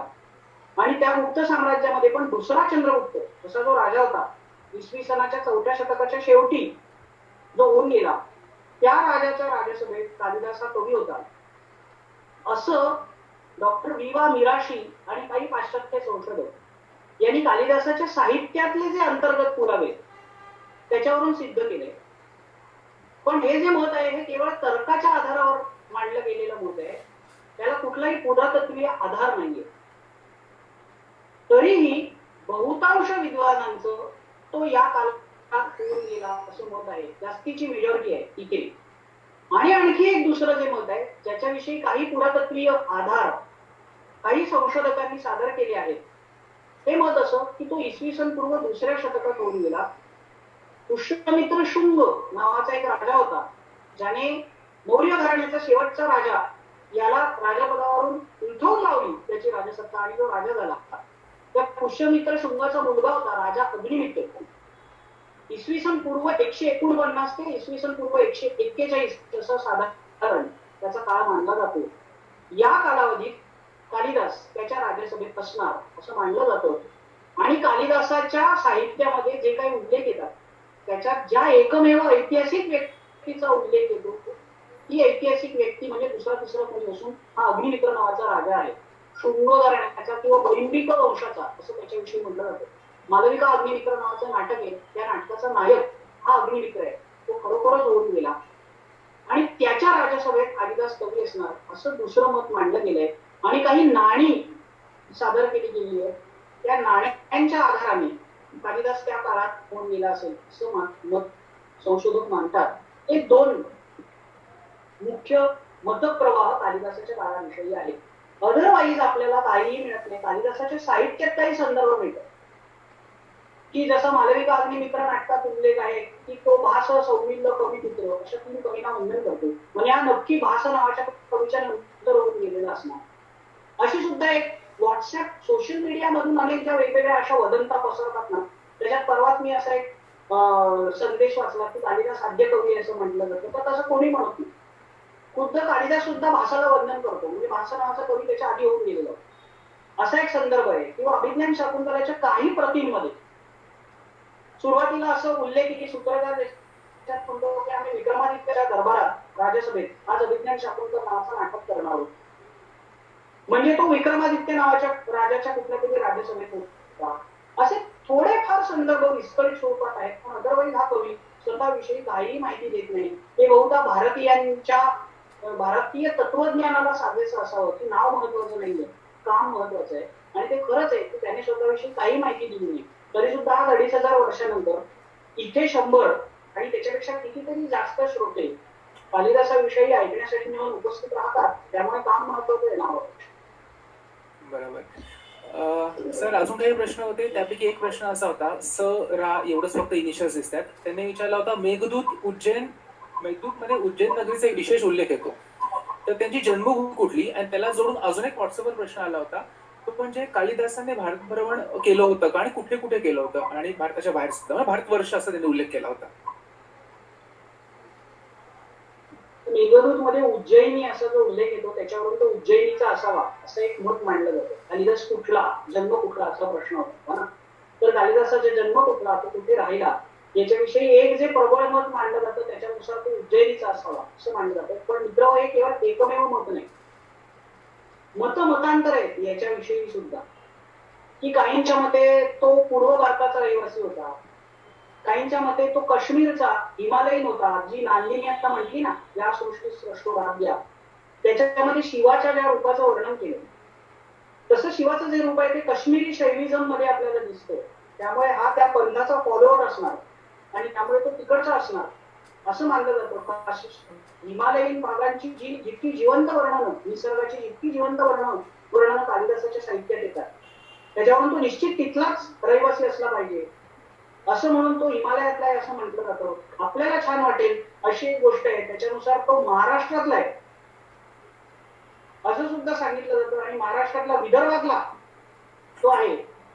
रामगिरी नावाचं, रामटेक नावाचं जे ठिकाण आहे तिथला तो आहे असं मानलं जातं. आणि महाराष्ट्र शासनाने तिथे विद्यापीठ पण उभारून टाकलंय, संस्कृत विद्यापीठ, आणि ज्याला महाकवी कालिदास संस्कृत विद्यापीठ असं नाव दिलंय. असं म्हणून आपण एक पुरावा निर्माण करून टाकलाय की चला आम्ही आता विद्यापीठ काढलं, आता काय म्हणू नका तो बाहेरचा वगैरे. आणि तिथे एक अतिशय सुंदर असं कालिदासाचं स्थानक सुद्धा आहे. तर अशी वेगवेगळी मतं आहेत कालिदास नेमका कुठला होता त्याविषयी, आणि त्याच्यावर पुष्कळ संशोधन सुद्धा झालंय. पण ते इथे मर्यादित स्वरूपात मांडता येणार नाही. आपल्याला काहीतरी एक वेगळं सत्र वेगळ्या स्वरूपाचं त्याच्यासाठी यावं लागेल. प्रश्न बरेच आहेत, तर 2-3 प्रश्न मी ऍड करून एकदम घेतो. गजानन गोसावी यांचा प्रश्न होता अमात्य म्हणजे काय, आणि वल्लरी तोडूकर यांचा प्रश्न होता की मेघमार्ग बद्दल अनेक मते आहेत, तर हा मेघमार्ग नक्की कोणता? अमात्य या संस्कृत शब्दाचा अर्थ अमासह भवती इति अमात्य असं सांगितलं जातं. म्हणजे जो कायम सोबत असतो तो अमात्य. अमात्य हे एक पद आहे राज्यसभेतलं. मंत्रिमंडळात असं असतं आत्ताच्या काळात. मी आत्ताची टर्मिनॉलॉजी वापरून मुद्दाम सांगतो. त्या मंत्रिमंडळामध्ये कॅबिनेट असतं, म्हणजे ते खास पंतप्रधानांच्या किंवा मुख्यमंत्र्यांच्या जवळचे, आणि त्याच्यामध्ये पण एक गृहमंत्री पद असतं, म्हणजे तो एकदम जवळचा. म्हणजे पंतप्रधानांनंतर निर्णय घेणारा तो, त्याचा पोर्टफोलिओ खूप मोठा असतो. तसं पूर्वीच्या काळी राज्यसभेमध्ये जे काही महत्वाचे मंत्री असायचे त्याच्यामध्ये ज्याचा पोर्टफोलिओ सगळ्यात महत्वाचा, जो राजाच्या एकदम जवळचा निकटचा त्याचा सल्लागार, तो म्हणजे अमात्य. आणि दुसरा प्रश्न होता की मेघमार्गाविषयी खूप मतमतांतर आहे. तर हो, बरोबर आहे. असं काही एक पुस्तक प्रसिद्ध झालेलं आहे, काही असे रिसर्च पेपर्स किंवा पॉप्युलर आर्टिकल्स आहेत अशी की कालिदासाने मेघदूतामध्ये जे वर्णन केलेलं आहे, जो क्रम दिलेला आहे सगळी नद्या पर्वत ठिकाण वगैरे यांचा, तर याचा काही डॉक्टर भावे नावाचे पुण्यातले संशोधक आहेत, त्यांनी शोध घेण्याचा प्रयत्न केला. हवाई मार्गाने ते गेले आणि बऱ्याच अंशी त्यांचा तो क्रम कसा आढळला असं त्यांनी एक संशोधन केलेलं आहे. मी ते वाचलेलं नाही अजूनपर्यंत, त्यामुळे मी अधिकाराने त्याच्याविषयी काही मत व्यक्त नाही करू शकणार. पण एक नक्की म्हणेन की असं समजा ते जुळत असेल तर म्हणून त्याच्यावरून त्या काळात विमान असणार आणि कालिदास विमानातून घेतलेला असणार वगैरे असं म्हणणं हे थोडंसं धाडसाचं आहे.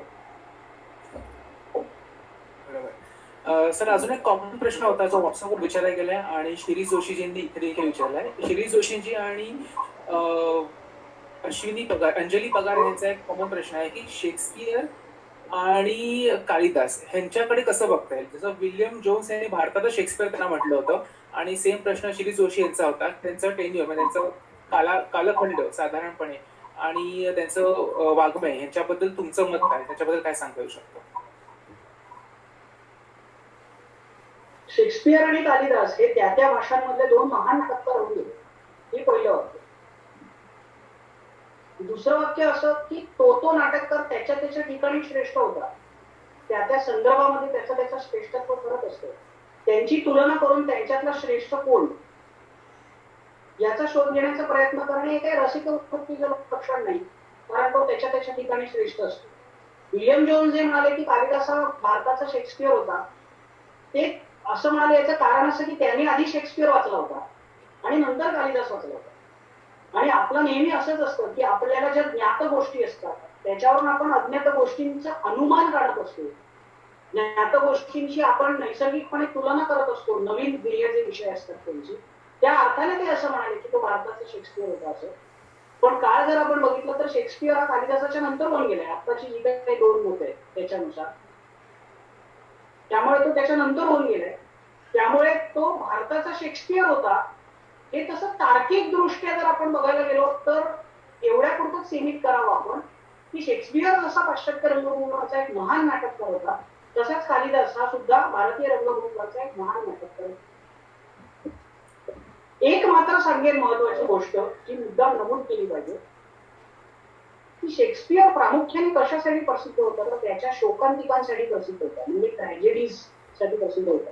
साधारणपणे मला जितकी माहिती आहे त्याच्यानुसार पाश्चात्य रंगभूमीवर नाटकांचे दोन मुख्य प्रकार केले जातात, की ट्रॅजेडी आणि कॉमेडी. तर शेक्सपियर जो प्रसिद्ध होता तो त्याच्या ट्रॅजेडीसाठी. नाही म्हणायला काही आहेत की ऐन वसंतात अर्ध्या रात्रीसारखी वगैरे त्याच्या कॉमेडीज, पण मुख्य प्रसिद्ध होता तो ट्रॅजेडी आणि त्याच्या ट्रॅजिक पात्रांसाठी. कालिदास मात्र बरोबर या संदर्भात त्याच्या विरुद्ध आहे. कालिदासाने शोकांतिका लिहिले नाही. अभिज्ञान शाकुंतल हे नाटक आहे, माझंच असं एक संशोधन निबंध आहे की ज्यात मी असं एक म्हणण्याचा प्रयत्न केलाय की अभिज्ञान शाकुंतल हे नाटक एक उत्तम ट्रॅजेडी होऊ शकली असते.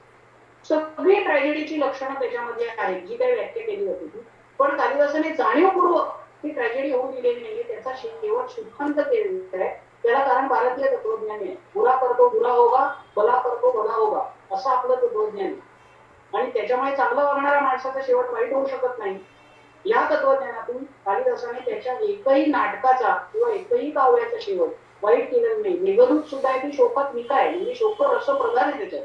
पण शेवट असताना तो काय म्हणतो, शेवट होत असताना सुद्धा कालिदास काय म्हणतो की मला खात्री आहे की तू माझा संदेश तिथे माझ्या प्रियेला देशील आणि तो संदेश दिल्यानंतर तू तुझी जी प्रिया आहे विद्युल्लता तिच्याबरोबर मुक्तपणे विहार कर. म्हणजे तिथेही शेवट सुखातच आहे. संदेश पॉझिटिव्हच आहे. निचय गच्छती उपंच दशा चक्र निमित्तम, म्हणजे सुखामागून दुःख येतं तसं दुःखामागून सुख येणारच, असा सकारात्मक संदेश कालिदास देतोय. हा एक मोठं वेगळेपण शेक्सपियर आणि कालिदास यांच्यात आहे. माझ्या अल्पमतीनुसार मला जाणवतं. शिरीष आणखी तोच पुढे कंटिन्यू केला प्रश्न. त्यांचं असं म्हणणं आहे, म्हणजे विचारते आहेत की दोघांमध्ये काही सिमिलरिटीज आहेत का? नाटक या माध्यमावरची उत्तम कमांड म्हणजे नाट्य रचना तंत्रावरती अतिशय उत्तम कमांड ही त्यांच्यातलं प्रमुख समानता आहे. याच्याविषयी सुद्धा विस्ताराने बोलता येईल, पण हे या माध्यमातून इतर कमी वेळात ते मांडता येईल असं नाही. सर अजून एक माहिती हवी होती काही जणांना की कालिदासाविषयी कुठे वाचायला मिळू शकतं, स्पेशली मराठीतून असं एक आलं होतं, आणि अवेलेबल आहे का साहित्य त्यांचं मराठीतून? आणि की बऱ्याच जणांचं असं होतं की संस्कृत नसल्यामुळे किंवा शाळेमध्ये किंवा शालेय जीवनातून नंतर कॉलेजमध्ये गेलं संस्कृत नसतं बऱ्याच जणांना, त्यामुळे ते कळत नाही. तर मराठीतून अवेलेबल आहे का? चांगलं मराठीतून अनुवाद कोणाचा आहे चांगला? कालिदासा दोन वेगळे प्रश्न आहेत. कालिदासाविषयी काही साहित्य उपलब्ध आहे का असा आधी पहिला प्रश्न घेतो. तर कालिदासाविषयी साहित्य उपलब्ध आहे.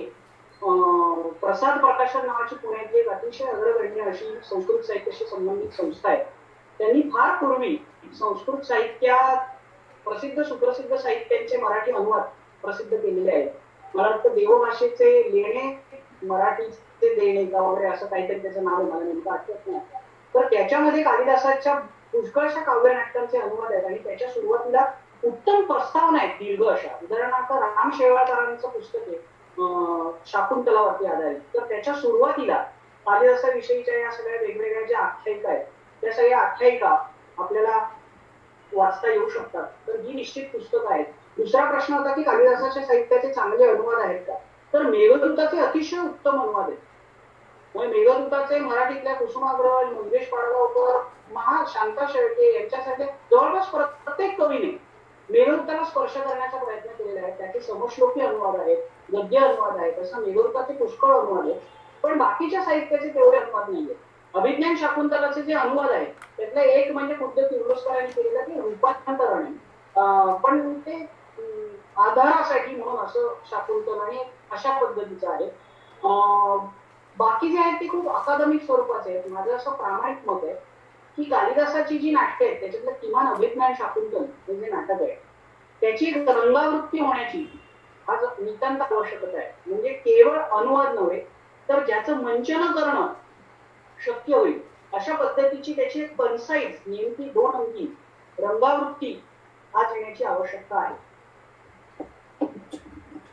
मला वाटतं वेळेकडे बघता आपण कोणी आता प्रश्न नवीन आला नाहीये.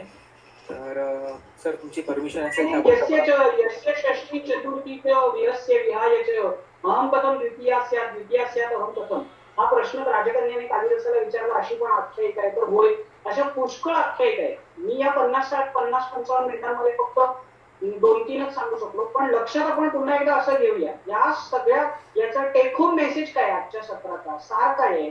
तर जेवढ्या म्हणून आख्यायिका आहेत कालिदासाविषयीच्या त्या सगळ्यामध्ये आपल्याला शब्द चमत्कृती दिसते. ही शब्द चमत्कृती आपल्याला या आख्यायिकेत सुद्धा दिसेल आणि इतर आख्यायिकांमध्ये सुद्धा दिसेल. Thank you sir, thank you. खरं तर तुम्ही तुमचा खरंच वेळात वेळ काढून आलात. प्रश्न आता नाहीत, आपण समारोपाकडे देखील वळत आहोत, कारण की आता वेळेकडे बघता थोडंसं. तर मी खरंच तुमचे आभार व्यक्त करतो. कारण की खूप साध्या, सरळ, सोप्या शब्दामध्ये, कारण की संस्कृत म्हटलं की 2 फूट डोक्यावरून जातं बऱ्याच जणांच्या. आणि संस्कृत म्हटलं, काही वेळेस म्हटलं की जरा भीती पण वाटते, की अरे कसं असेल? पण खरोखरच म्हणजे आज अनेक विद्यार्थी असे होते, जे आपल्या सत्राला उपस्थित होते, ज्यांनी कधीही कालिदासांबद्दल देखील ऐकलं नव्हतं. त्यांच्या मनामध्ये अनेक काही संभ्रम देखील होते. मला वाटतं त्यांचे सगळे संभ्रम, बहुतेक संभ्रम दूर झाले असतील. आणि जसे मेसेज मला WhatsAppवर देखील येत आहे, की ना अजून उत्सुकता आहे, की पुढे असा कुठला कार्यक्रम असं कुठलं सत्र घेतलं जाईल का? आणि दुसरी महत्त्वाची गोष्ट म्हणजे आता ते बरेच जण असं म्हणतात, की आम्ही वाचू देखील. तर हे मी थोडंसं म्हणजे खूप मला छान वाटलं हे ऐकून, वाचून, की त्यामुळे खरोखरच सर, डॉक्टर प्रसाद भिडे सर, तुमचे मी खूप आभार व्यक्त करतो. त्याचप्रमाणे तक्षीलचेही आभार मानतो, कारण की त्याच्यामुळे हे सत्र आपण करू शकलो. आणि आपलं हे सत्र आपण रेकॉर्ड देखील केलं आहे. तर ज्यांनी रेकॉर्ड केलं आहे त्या रोहित विनरकर हा विद्यार्थीच आहे आपला, त्याचेही आभार व्यक्त करतो. आणि सगळ्यात महत्त्वाचं म्हणजे हे सगळे संभर आज सकाळपासून, म्हणजे पहिल्यापासून सकाळी 7 वाजल्यापासूनच आतापर्यंत 100 जण होते. गुगल मीट फक्त 100 जणांना अलाव करत असल्यामुळे त्याच्यापेक्षा जास्त आपण नाही अलाव करू शकत, म्हणजे गुगलच अलाव करत नाही. त्यामुळे तरी सुद्धा सगळे श्रोते त्यांचा वेळात वेळ काढून आले, त्याबद्दल त्यांचेही मी आभार व्यक्त करतो. आणि अजून एक फक्त अनाउन्स करेल, की परत एकदा मी लिंक चॅट बॉक्समध्ये टाकेल. तुम्हाला सर्टिफिकेटसाठी पार्टिसिपंट सर्टिफिकेट मिळेल. त्याचबरोबर पुढच्या रविवारी योगाचं असंच एक सेशन असणार आहे. आणि त्याच्यानंतर आत्ताच्या लॉकडाऊनच्या पिरियडमध्ये स्ट्रेस खूप वाढलाय. आपण याही सत्रात बघितलं, की आत्महत्येचा आपल्या इकडे एक संदर्भ आला होता. तर स्ट्रेस, डिप्रेशन आणि पर्सनल टेन्शन हे कसं हँडल करावं, यासाठी देखील आपण एक सत्र घेणार आहोत. आणि अभिनयाचं सत्र देखील एक पुढे आपलं आयोजित करणार आहोत. तर त्याची माहिती वेळोवेळी सगळ्यांना दिली जाईल. पुन्हा एकदा आभार व्यक्त करतो सगळ्यांचे. धन्यवाद प्रसाद दादा. आणि पुन्हा एकदा येस, धन्यवाद पौरस. सगळ्यांच्या. माझ्या मनात जे आता जे बोललास, ज्या हेतूने म्हणून मी या सगळ्या उपक्रमात सहभागी झालो होतो, नेमकं ते तू उघड केलंस, नेमकं ते तू बोललास की 2 गोष्टी होत्या माझ्या मनात.